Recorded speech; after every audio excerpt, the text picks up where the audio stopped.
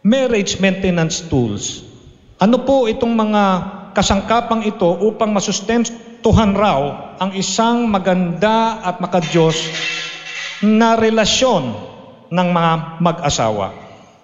Found in the book of Corinthians, 1 Corinthians 13, starting from verse 4, 5, and 6. Love suffereth long, and is kind. Love envieth not. Love vaunteth not itself, is not puffed up. Verse 5. Doth not believe itself unseemly, seeketh not her own, and is not easily provoked, thinketh no evil. And our last verse in verse 6, rejoiceth not in iniquity, but rejoiceth in truth. Sa Tagalog po, ang pag-ibig raw ay mapagpahinuhod, magandang loob, at hindi nananaghili, hindi nagmamapuri, hindi mapagpalalo, hindi nag-uugaling mahalay, hindi hinahanap ang kanyang sarili, hindi nayayamot, hindi inaalumana ang masama, hindi nagagalak sa kalikuan, at kung hindi nakikigalak sa katotohanan. Bago po kayo uupo, sabihin nyo sa inyong katabi, I love you with the love of the Lord. Makakaupo na po kayo. Good morning mga kapatid. Welcome to the house of the Lord. At ako po'y masaya na dalhin sa inyo ang salita ng Diyos sa umaga ding ito. 3 salitang Grego, hinango ang salitang pag-ibig o love sa Bible. Ang una po ay eros, which means love between man and woman. Ito po yung yung panlabas. Yan po ang uma-attract pag eros love. Love between man and woman. Phileo, which is the word that forms Philadelphia, the place of brotherly love. It's because the word filio is brotherly love. Yung pagmamahal mo sa iyong kapatid o sa iyong mga siblings, sa iyong pamilya, refers to love of friendship or brotherly love. Agape, o ito po yung characterizes God. Ito po yung malalim na uring pag-ibig, more than mutual affection. Parang higit po siya sa mababaw na uri ng pag-ibig na pag minahal mo ang isang tao, susukli ang kanya. Ito po, minamahal mo yung tao kahit wala pong kapalit. This expresses unselfish and an esteem on the other person love. This is undeserved love with thought of no return. Ito po'y pag-ibig mga kapatid na makadiyos na hindi umaasa sa tinatawag na kapalit. Yung nakaraang Valentine mga kapatid, marami pong lumabas sa internet tungkol raw po sa pinanggalingan ng Valentine. Ang Valentine po kung inyo pong pag-aaralan at tutunghayan nyo kung saan nanggaling yan, ito raw po ay pangalan po ng isang pare, Roman priest during the time of Emperor Claudius. Sa panahon mga kapatid ng emperor na to, because of an edict that soldiers should not be married, ay because of fear that if this soldier will die, the loved ones will be affected to no end, nagkaroon po ng batas na walang pwedeng sundalo o mga manggagawa na pwedeng pumasok sa tinatawag na giyera. Pagka ikaw sundalo, hindi ka pwedeng mag-asawa. Kaya lang ito si Valentinus, mga kapatid raw, ay na-in love. Kaya laban sa pinalabas na batas ng emperador o ng kanilang Emperor Claudius, ito po mga kapatid, siya po'y dinakip, Valentine secretly married, and once caught, was sentenced to death. became the patron saint of lovers. So, mga kapatid, yan raw po yung pinanggalingan kung bakit meron yung mga parang romanticism or pag-ibig o yung puso sa araw po ni Valentine. So, yan raw po, mga kapatid, of course, hindi po yan galing sa Bible, wala po yan sa salita ng Diyos. Pero dahil sineselebrate ng tao, may pinanggalingan rin pala ito. Kaya nagkabuhol-buhol, lumalabas sa panahon natin, isip nila, kahit Christian, dapat i-celebrate mo ang araw ng Valentine kasi patungkol yan sa pag-ibig. Pero kung ang source talaga ang pag-paaralan natin, ay talagang pinanggalingan yan ang ating Diyos na ang tawag, pag-ibig. Sa kanya nanggaling ang tunay na pag-ibig. Kasi ito si Valentinus, kung ano ba ng pangalan niya, na in love lang siya. At hindi po siya yung talagang source ng tunay na pag-ibig. Palakpakan po natin ang ating Panginoon. It's still God who is not only known as having love or giving love, but is named love Himself. Siya na yung pag-ibig. God can be known only by those who live in love. Makikilala niyo, mga kapatid, ang tunay na pag-ibig pag ito'y naranasan niyo na. Praise God. Yet, we could not have known how nor be able to love Him if He had not first loved us.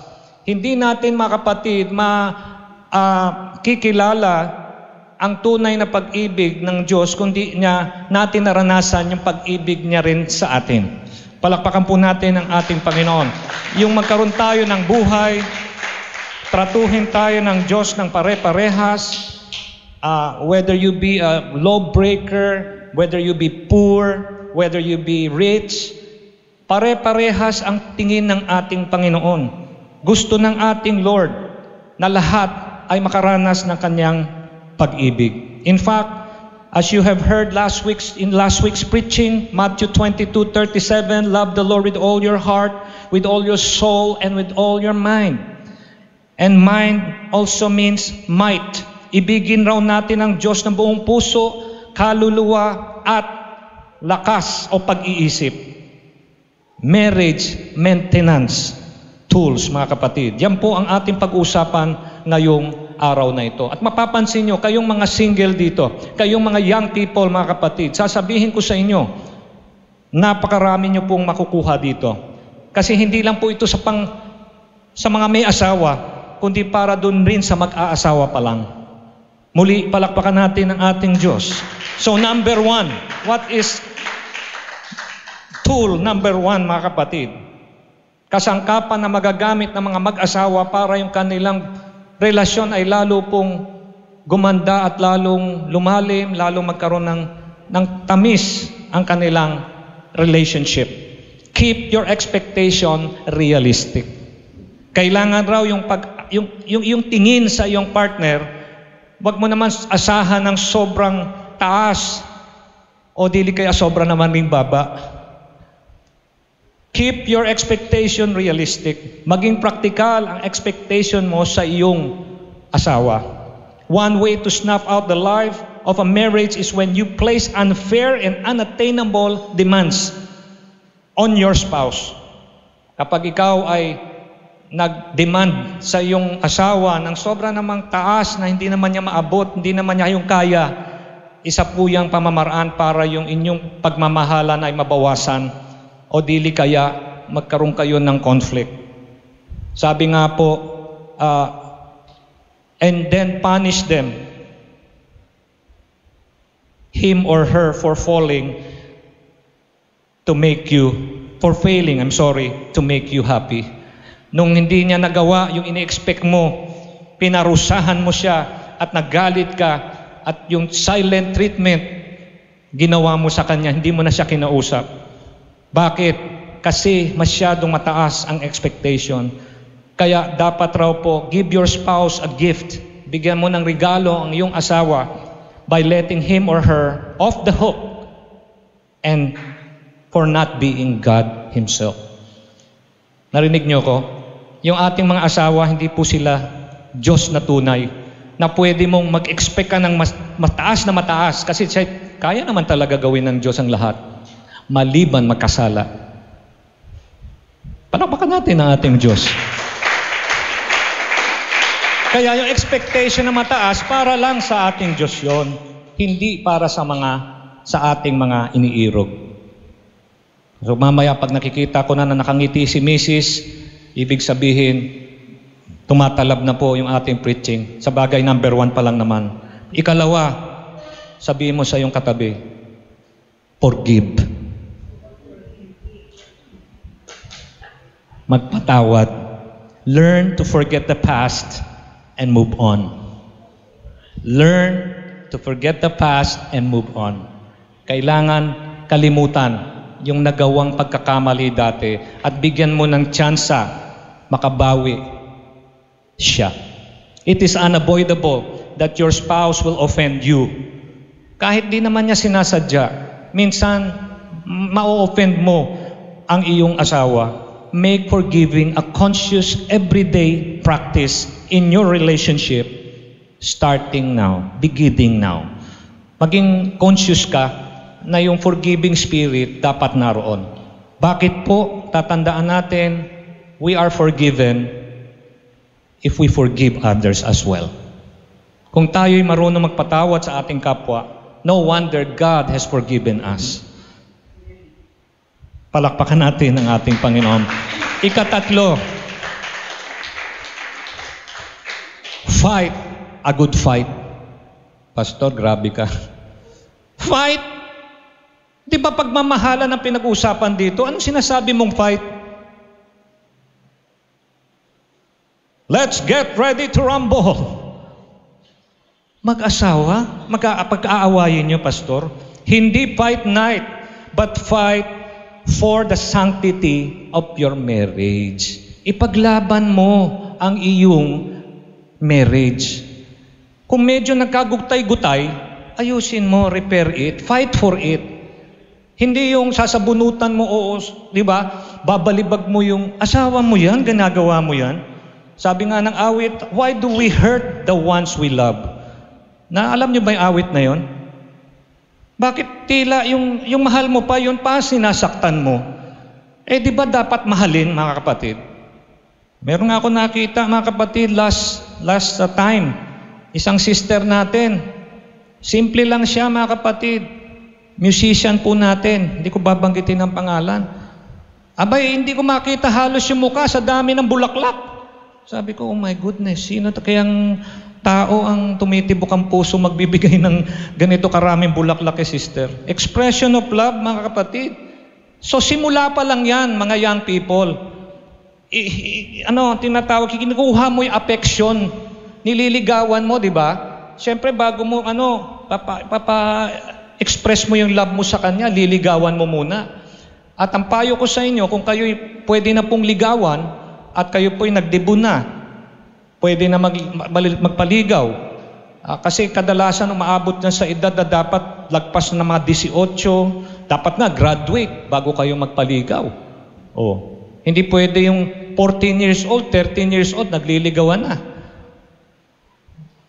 Naku, old style kayo, Pastor. Alam nyo, mga kapatid, hindi baling old style, basta nasa ayos. Meron pong si sister tumanggap po ng yung bulaklak na umiilaw. Ang ganda. May mga style ngayon yung yung mga lobo, hindi yung hindi hayop na lobo, yung lobo na heart shape. Umiilaw, parang may LED light. Doon pala sa dulo may battery. So lumabas po kami ng parking nung elementary school na kanyang pinagtatrabahuhan. Akala, mga kapatid, nung mga estudyante doon, galing po sa akin, binigay ko sa kanya. Mga grade 3, grade 2 pa lang yata yun, grade 4. Alam nyo sabi, sana all raw. Sana all. Hindi nila alam, bigay po ng estudyante yon doon kay Mrs. Siyempre para sa akin, kahit hindi ako nagbibigay ng feeling ko, yan, pasensya ka na sa nakayanan ko ha. Pero hindi, estudyante po nagbigay noon. Palakpakan po natin ng ating Panginoon. Church, I tell you, kailangan po, para ma-maintain, fight for your marriage. Huwag yung tila nawawala na mga kapatid yung marriage, pinababayaan mo pa. Salvage your marriage. And it will start, mga kapatid, by hearing the word of the Lord. Yan po lang ang aking masasabi.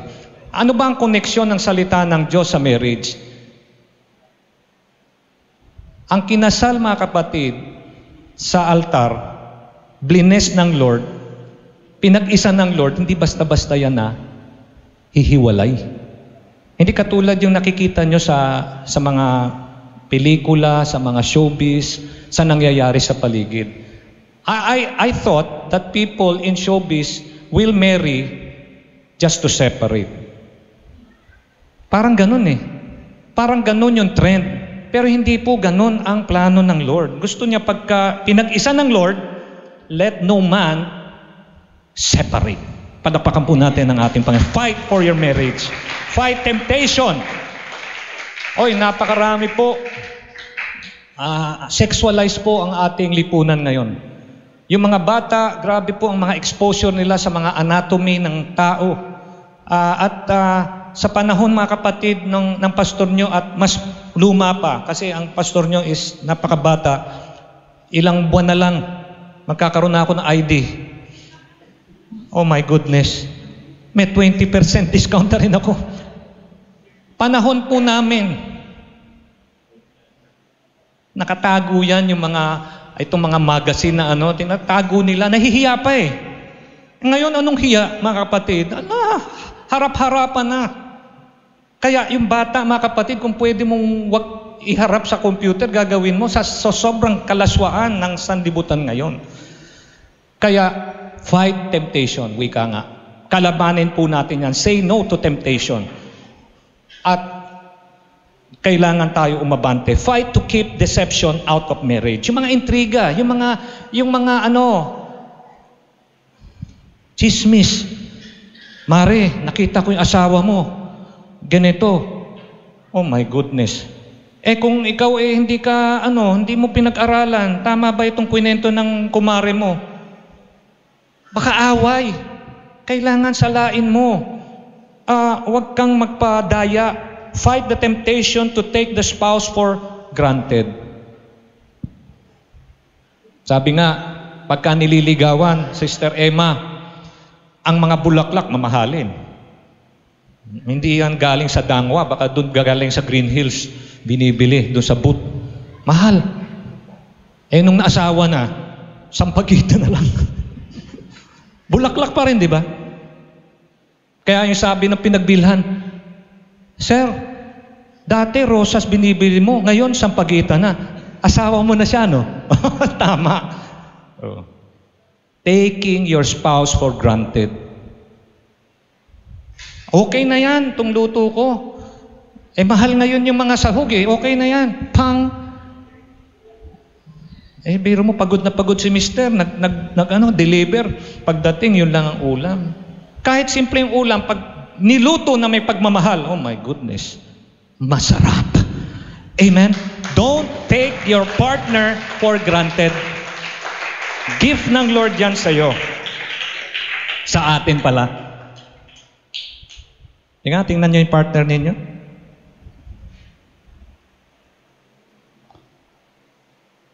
Be optimistic. Ano yung be optimistic?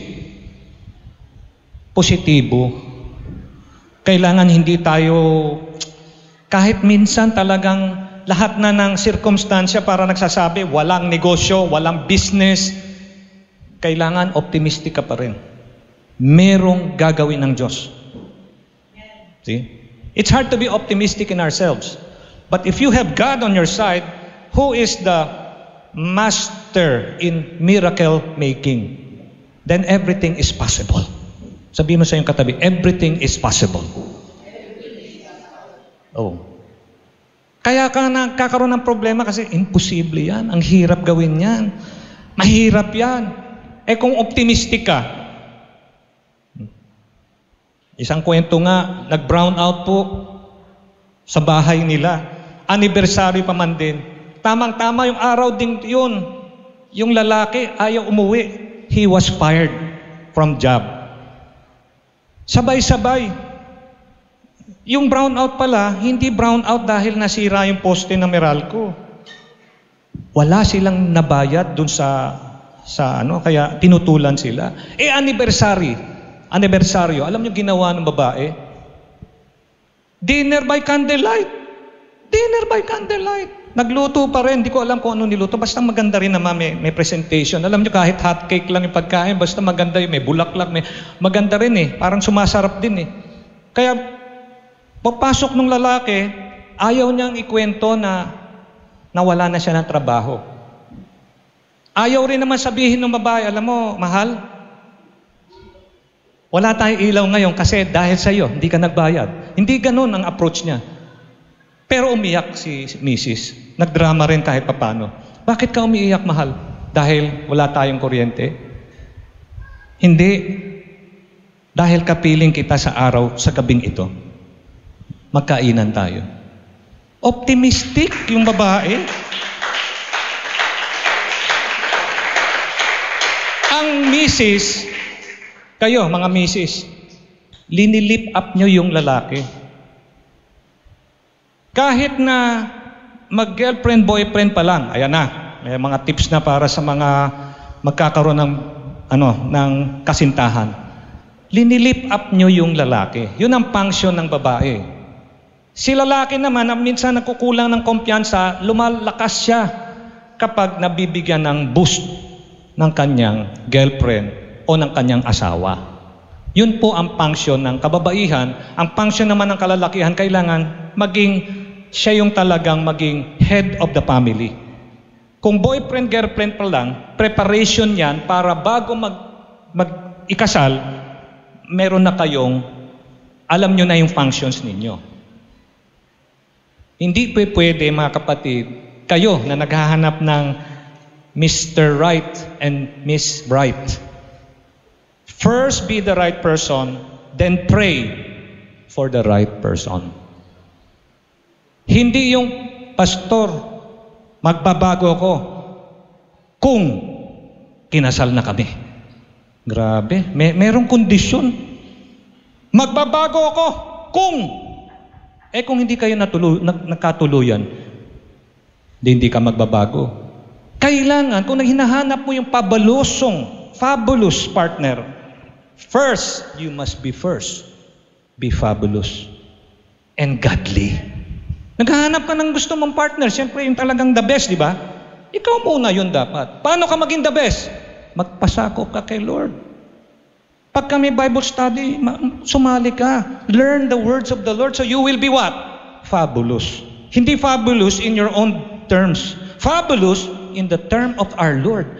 Mabuting lalaki yan. Kagalang-galang na lalaki yan. Masipag na lalaki yan. Ayon sa salita ni Lord.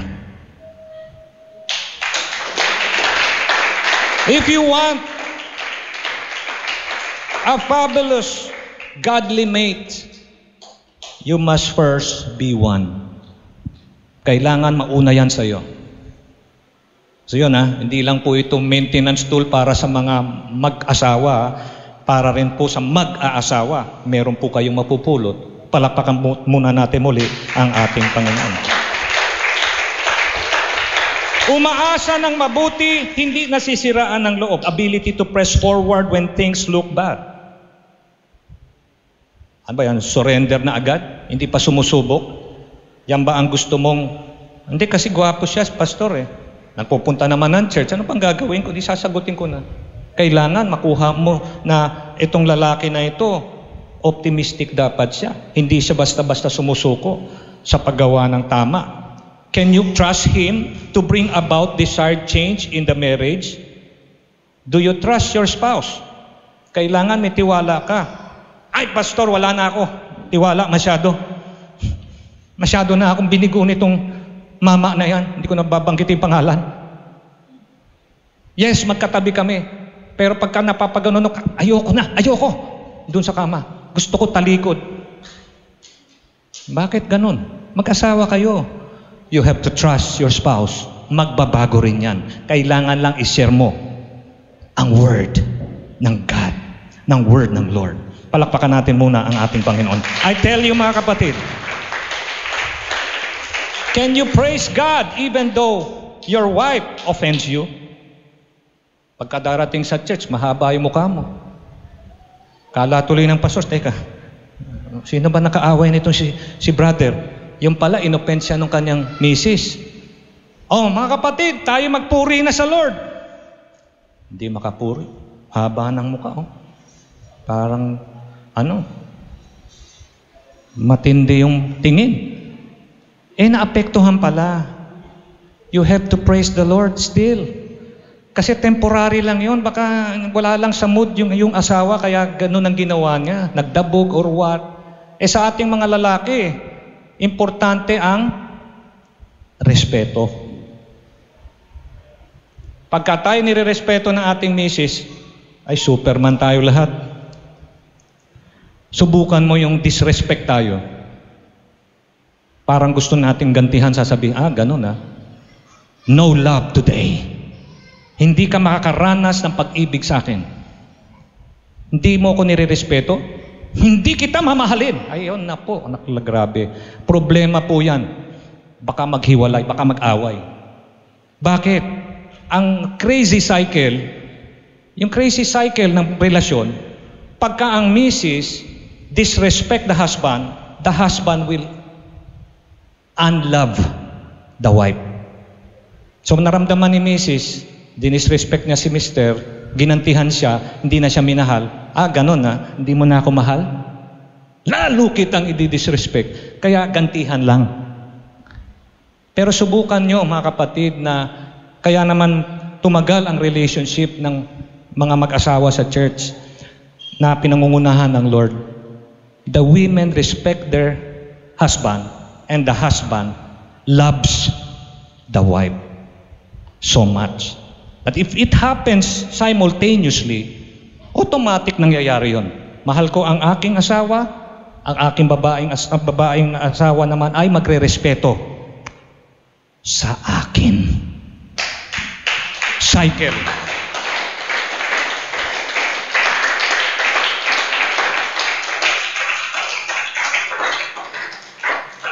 Paano kung hindi na parang makahari yung kilos ng asawa mo? Hindi parang kakahiya ka naman. Di ba? Alam nyo, sikreto ng kababaihan, kailangan talagang i-uplift nyo ang inyong husband. We have a sister formerly from our old church. She is our treasurer before. Her husband is an OFW. How easy for her to be tempted to monopolize the affection of her kids because the husband is far away. Di ba kadalasan, sino ba ang bida sa inyo mga anak? Di ba ako? Ako ang papakain sa inyo, ako ang nagdadamit. Pero ang husband, nagtatrabaho sa overseas. Pero what is nice about this sister that I'm talking about, nice example, hindi niya minonopolize. Yung pagmamahal ng anak niya, hindi niya lahat kinuha, kundi binigay niya pa rin yung credit dun sa asawang lalaki. Kaya nung umuwi si Brad, mahal na mahal pa rin ng whole siblings ng mga anak yung tatay. See? Kailangan alam nyo yung function ninyo. Pwede kayo matukso, hindi. Ako napapagal dito sa bahay. Siyempre, kukunin ko lahat ng love. Hindi pala ganun. Pagbalik ni OFW na asawa, kumpleto at buong-buo pa rin yung pamilya. See? Ang ganda mga kapatid. For we walk by faith and not by sight. 2 Corinthians 5:7. Christian couple, mas maganda, mas successful kumpara sa hindi nakakakilala sa Lord. Kasi alahoy po pagka yung relationship, walang guidance ng Holy Spirit, magulo. Kesa sa mga Christian. Kasi guided tayo ng Holy Spirit. Tinuturuan tayo, ma-discern natin yung dapat natin gawin sa ating relasyon. Next, decide to be unselfish. Kailangan huwag kang maging makasarili. Pag magdidesisyon ka, ano ba naman yung sabihin mo sa iyong asawa? O sinabi ko naman oo, pero nabili na yung nag-down payment ka na. Saan manggagaling yung paghulog niyan? Di ba nga sabi nila dun sa isang artista na maraming naging asawa, na comedy king, yung kanyang naging asawa, isa sa napakaraming asawa niya, ang sistema ganito, birthday ng comedy king. May dumating na sasakyan dun. Grabe, ang mamahaling sasakyan. Love, ito na yung aking regalo sa yung birthday. Sabi ni Mrs. Alam nyo yung comedy king na pangiwi eh. Alam niya mangyayari eh. Yung down payment, baka binayaran ng asawa niyang babae. Eh, yung kabuuan ng installment nun, si comedy king ang magbabayad. Alam niyo po yung kwento, di ba? Dahil dun, di po rin sila nagtagal. Eh, wala naman po tumatagal doon sa mama na yun eh. Ang dami niyang pong asawa, sobra siya mapagmahal. Eh, hindi po yun ang pinapag-usapan ditong pagmamahal, eros love. Oh, hindi. Agape love. Para ma-maintain yung relationship na mag-asawa at yung mag-aasawa, tama ang pagpasok sa pag-aasawa. Don't you know that your relationship with your future spouse will only be strong as your fellowship with God? Kung paano malalim ang relasyon mo sa Diyos, ganon din kalalim yung magiging relasyon mo sa iyong relasyong may asawa. At dun sa mag-aasawa, take note, una talaga yung relationship kay Lord. At pagka naayos mo yung relationship mo kay Lord, whatever relationship you will have in the future sa iyong love life, maganda rin. Kasi inuna mo yung first na dapat mong inayos. And what's next? Invest in your relationship with God. Alam niyo, invest. Hindi mo pa kailangan yung pera, nag-i-invest ka. Kasi alam mo, darating ang panahon, ngayon wala pa akong pamilya eh. Anong gagawin mo? Invest. Why? Kasi pag nagkaroon ka ng pamilya, doon pa lang sa wedding, magkano gagastusin mo? Ay, pastor, hindi importante masyado wedding. Marriage. Oh, totoo. Pero hindi ka naman makapasok sa marriage, hindi ka kinakasal. I make it simple, yes. Pero investment is very important. Gagastosan mo yung wedding, gagastosan mo yung bahay, gagastosan mo yung furniture, gagastosan mo yung gatas, gagastosan mo, etc., etc. Palakpakan po natin ang ating Panginoon.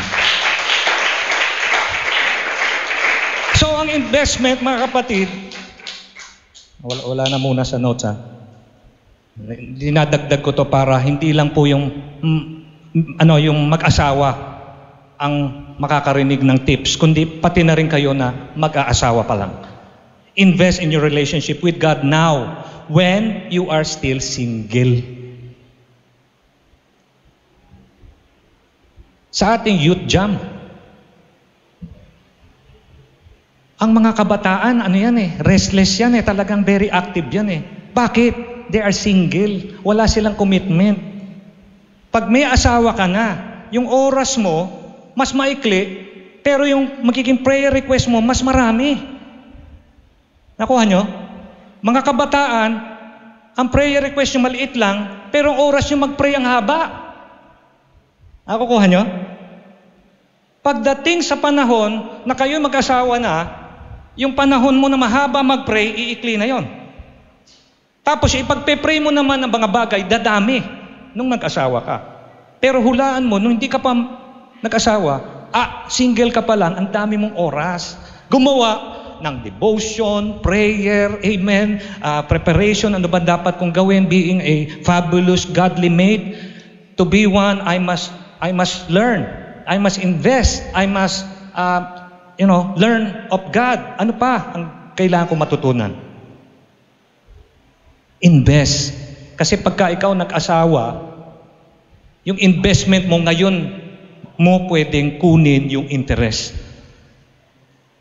Bakit yung mga Christian couples, success sila sa kanilang mga pagsasama?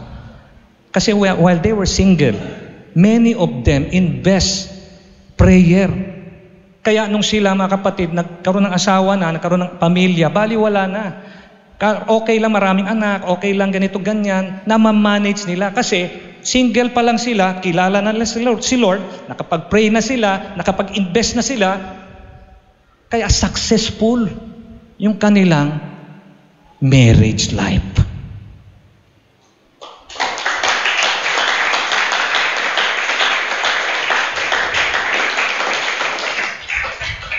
Ibig sabihin, wala ka pang asawa, yung pundasyon mo sa marriage, natatag na. Tama ba? Saan kayo nakakita dun sa yung mga sa internet, yung mga bahay, ang bilis gawin, walang poste. Engineering ginagawa nila yung parang criss-cross lang nung hollow block sa corner. Matatapos agad yung bahay. Wala namang poste. Biglang lumindol. Sabi nga ni Solomon, okay naman yan. Basta wala lang lindol. Dito sa Pilipinas, madalas lumilindol. Nasa tayo, earthquake belt po tayo. Kaya dapat pundasyon mo matibay. Tingnan nyo, parang tumatahimik na yung mga young people ngayon. Kasi ang young people natin, mababaw kasi minsan kadalasan ng basihan natin. Talaga na-attract ako sa kanya. Oh my goodness, ang ganda niya. Lalo pa kung kumanta, siya na. Yun lang ba? Hindi lang ganun. Hindi lang ganun. Prepare mo muna yung pundasyon mo. Ayan. Sabihin mo sa iyong katabi, prepare your foundation. Ayun. Si engineer, hindi na nagsabi, prepare your foundation. Solid yan, pastor. 100 years. Ayun yung sa sa books Nagpatayo ka, mayroong pamparilya, mayroon pa kung ano-anong mga talagang PSI, ang taas. Kala mo, nagpapatayo ng simento na highway. Tigas talaga. 100 years yan, pastor. Pero minsan pa rin. Hiwalay pa rin. Kaya talagang kailangan natin ng tulong pa rin ng Lord. When you pray, you always include your family, your marriage.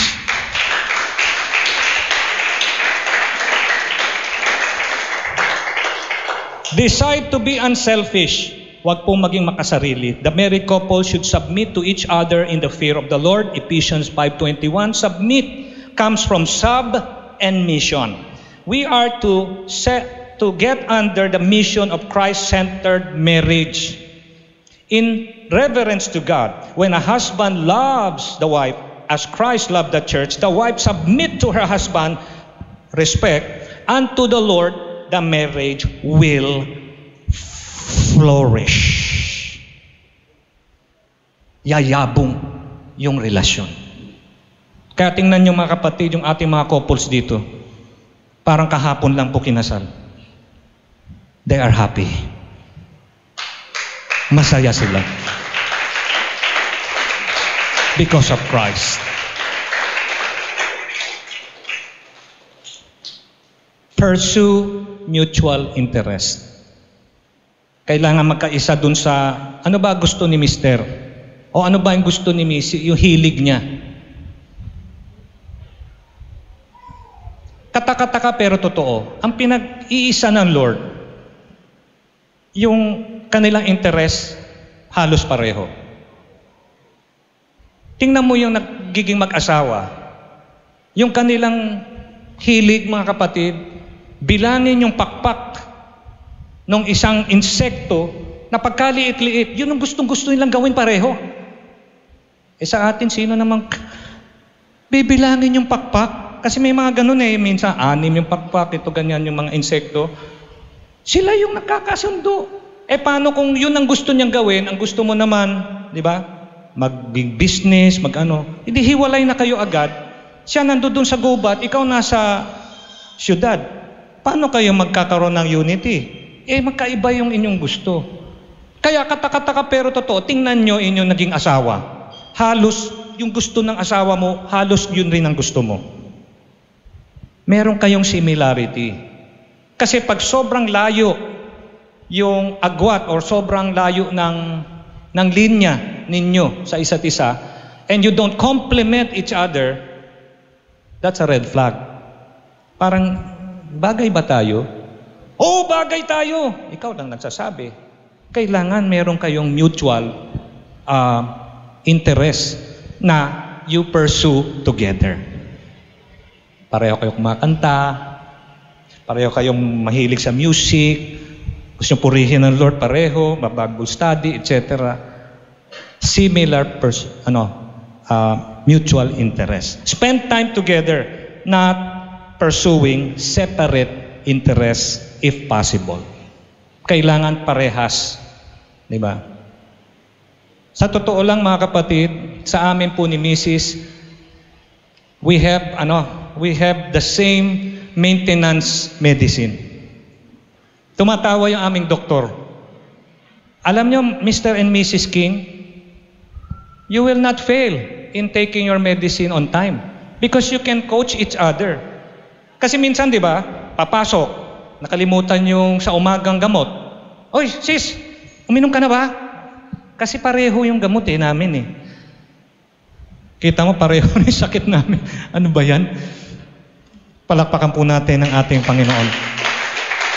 Ecclesiastes 4:9 reminds us, two are better than one. Alagang pagka dalawa kayo, much better sa isa. Keeping a sense of humor. This is next. Pinapatawa ka ba ng iyong asawa? Hindi, pastor.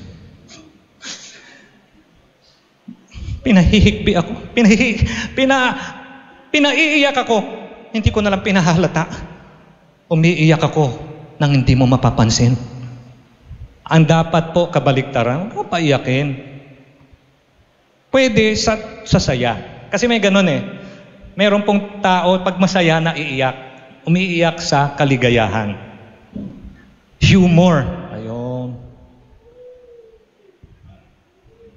Kailangan pa ba manood ng noontime show para tumawa? Makinig dun sa mga LGBTQI na mga artista para tumawa. Yung asawa mo, pinatatawa ka naman, di ba? Pinangingiti ka naman ng asawa mo, di ba? Parang minsan, parang corny. Pero dahil asawa mo nagsabi, parang yung tawa mo, natural na natural. Kasi talaga namang okay, nakakatawa naman Humor. At napakaganda sa katawan natin yan pag palagi tayo tumatawa. O wag naman palagi, madalas tayo masaya. Palakpakan po natin. Proverbs 15:13. A cheerful heart brings a smile in your face, and a sad heart makes it hard for you to make it through the day. Pagka malungkot kang, hirap matapos yung isang araw, no? Pero kung masaya, hindi mo akalain, matutulog na pala, pero tawanan pa rin kayo, kwentuhan. Asya nga pala, before anything else, bago ako matapos sa preaching, communication, napaka-importante. Pagka nililigawan ka pa lang, wala masyadong communication, expect, pag nagkatuluyan pa rin kayo, oh, so sad. Baka kahit na si Sister Lani, marunong ng sign language yan. Doon pa lang sa girlfriend-boyfriend relationship, hindi na kayo masyado nag-uusap. Nagkatuluyan pa rin kayo. Pag nagkatuluyan kayo doon sa relasyon nyo, doon sa marriage, ganun din. Hindi kayo masyado mag-uusap. Dapat ngayon pa lang, marunong ka na makipag-communicate. You have to express what you feel para hindi naguhula yung iyong partner. Palakpakan po natin ang ating Panginoon. Through humor, sa pamagitan ng magiging masyayahin, you can say, you made me smile again. Pastor, sa totoo lang, hindi itong asawa ko nagpapasmile sa akin Itong kapitbahay. Ano ngayon? Di ba nanonood ka ng TV, napapangiti ka naman rin ng ibang tao? Kasalanan yan kung ipipursue mo yun na palagi ako pinapasaya nito di ba? Komedyante ba yung kapitbahay mo para ikaw palaging trabaho naming asawang lalaki yan sa inyo. At ganun din sa asawang babae. Siyempre, kailangan pasasayahin natin ang ating spouse. Ganyan ba po ang inyong spouse? No? Yung mukha niya pa lang, tatawa ka na. Talagang meron siyang, there's something in your partner. Ako nga, mga kapatid, pagka nagsasalita si Sister Lani, meron siyang salita na pagka naririnig ko, parang, ulitin mo nga yung gusto kong marinig ulit. Ewan ko lang sa amin lang siguro yun. I'm not saying na, ito gawin nyo, because hindi. It works with us. Kaya mamaya sasabihin ko sa kanya uli, yung word na yung gusto ko marinig uli. It works with us eh. Tapos sabi ko, I like that. Gusto ko marinig yun. Ayaw ko what works with you. But sa mga Mr. at Mrs. sa marriage, meron pong ganun. Kayo lang po nakakaalam nun. It's your, ang tawag doon, love language. Like touch, gift, affection.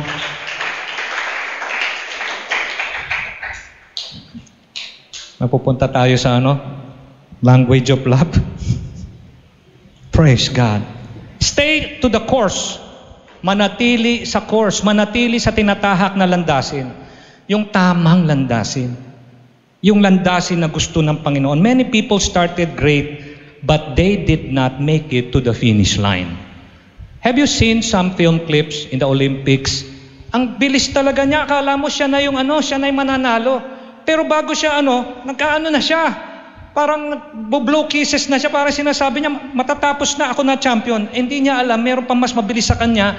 Inisahan siya. Mamukat-mukat number 2 lang siya, Brother Ricky.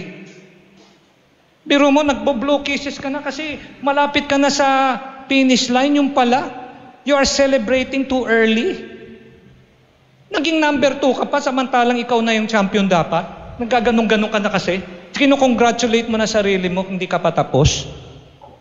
Ganun po yung nangyari kila Moises, kila David at Solomon.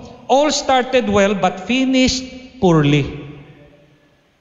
Kailangan kung ikay nagsimula na maayos, pagtapos maayos na maayos pa rin. Church, I tell you, for in 2 Corinthians 4:17 to 18 or 1 Corinthians 4:17, for our light affliction, which is but for a moment, work for us a far more exceeding eternal weight of glory. Yung ating magaang kabigatian ay sa isang sandali lamang. Hebrews 12:2, looking unto Jesus, the author and finisher of our faith. Si Lord pa rin talaga ang sikreto. Sasabihin nung manliligaw sa'yo, mahal kita, pero hindi ako makapunta sa church nyo. Ikaw lang ang gusto ko. Pag mahina yung babae, ganito gagawin niya. O sige mahal, saan ba tayo pupunta ngayon? Dito tayo pupunta. Gusto ko sana mag-church tayo. Ayaw ko. Kung mahal mo ako, sasama ka sa akin. O sige, sasama ako sa iyo.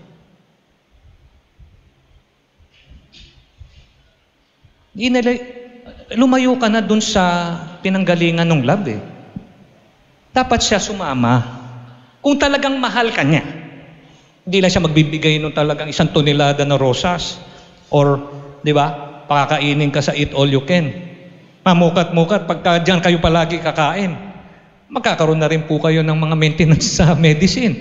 Kasi hindi rin po tama na palagi mag-eat all you can. Dapat gulay. Palakpakan po natin ang ating Lord.